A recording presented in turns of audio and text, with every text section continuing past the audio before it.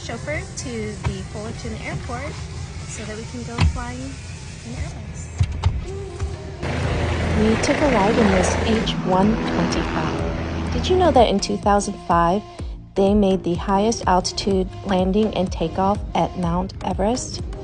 That record still holds.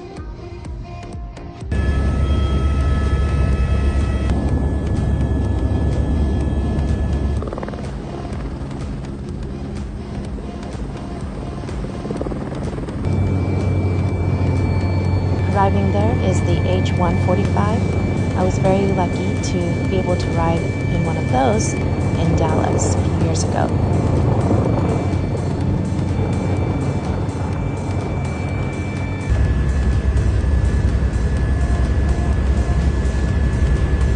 To see more of my flight over Los Angeles, be sure to watch my next video.